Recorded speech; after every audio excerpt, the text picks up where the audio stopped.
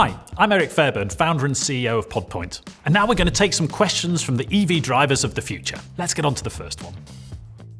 Do electric cars have any impact on the environment? Well, the answer is yes, of course they do. It's not true to say that electric vehicles ultimately solve every issue we have with planet and decarbonisation. But what I believe is they're a fundamental step forward, and that's what this is all about. We can't get to zero carbon in one go. What we have to do is we have to make constant steps in that direction. And electric vehicles are significant improvement over internal combustion engines from a carbon perspective today. They get additionally better as the grid decarbonises, but they're not zero carbon. There is a carbon impact in building them, and our electricity currently isn't carbon free. However, it's a step in the right direction, and that's what we need to do. Make steps every single day in the right direction. My mum says when I hug her, she gets energy. So if I hug my EV, will my EV get energy too? That's an absolutely amazing concept. I love that. So hug your EV to put some more energy into it. I get energy when my children give me a hug as well. But I think, unfortunately, it's probably pretty difficult to convert that into charging the battery. It's a great concept, but I'm not sure we can make that one work. When I'm old enough to drive, will all cars be electric? Absolutely. All cars will be electric by the time you're old enough to drive, and I hope a whole lot sooner than that too. Are electric cars any good, and are they faster than normal cars? Well, I think electric cars are wonderful, and absolutely they're faster. It used to be a question, will an electric car ever be fast? I think the world has changed now. The question is, not will they be fast, it's now a statement. Internal combustion engine cars can't keep up anymore.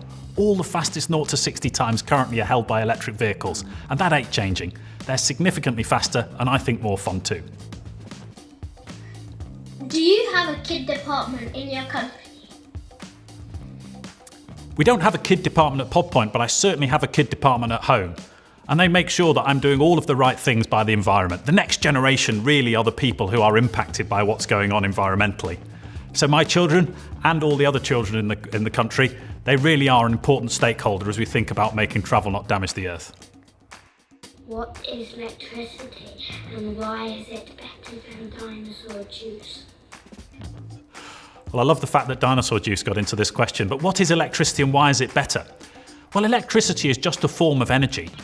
But the key difference with electricity is that you can create it without having any lasting impact on the planet.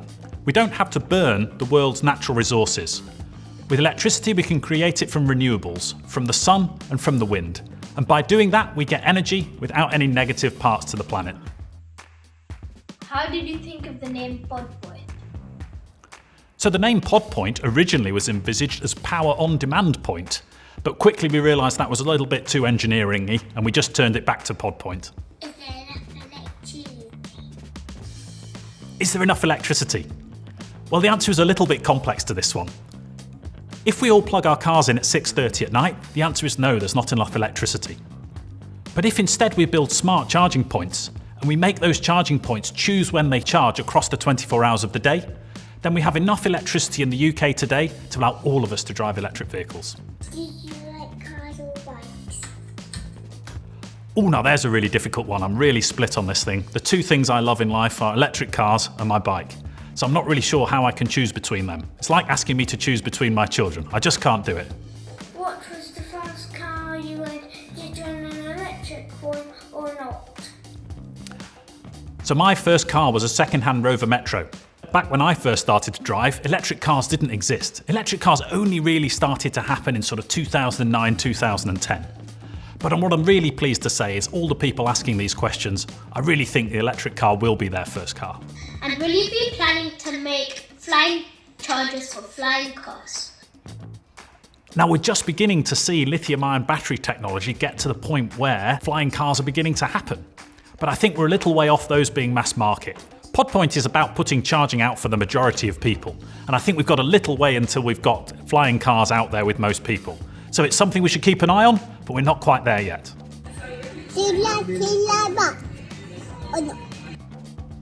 I'm a big fan of what Elon Musk is trying to do with Tesla.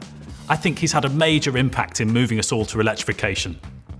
I'm not so sure in some of the ways he deals with his people and what's going on currently, but I do think we can recognise that Elon Musk has made a major impact on making us move towards electric vehicles. What will happen to petrol cars when we all start driving EVs? Will they go into landfill or can they be recycled? Well, I think when electric cars take over from internal combustion engines, of course, we really need to concentrate on making sure we recycle all of those internal combustion engine cars as best we can. And indeed, the same is true for electric vehicles. Electric vehicles clearly won't last forever. So what we need to do is also continue building an industry to recycle electric vehicles as well. We've got work to do there. We're not perfect at recycling vehicles, but I think we should make sure that we're constantly moving forward on that as well. What inspired you to create an EV charging company?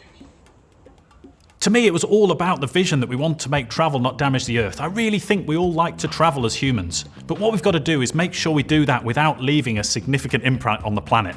And we've got to make some major changes to do that. And electrification is one of the fundamental steps. So what a wonderful selection of questions from our EV drivers of the future. Thanks to the children of Pod Point for putting all of those in. It's been a pleasure answering the questions. I hope you enjoyed the video, and if you've got any questions, please put them in the comments below. See you next time.